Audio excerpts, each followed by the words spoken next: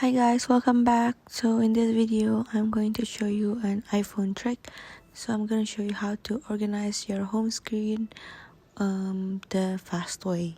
So first you tap on the app, so you can just tap any app, it doesn't matter, and then tap edit home screen, and then all of your apps will be wiggly, and then you can drag one and then hold the app, and then with your other finger you can tap other apps, and then you can drag to the next slide, but not too much or that will happen. So here, and then you can just easily let go and all of your apps will move.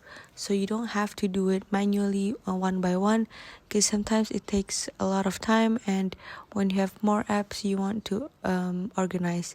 So I hope this video is useful, and thank you for watching.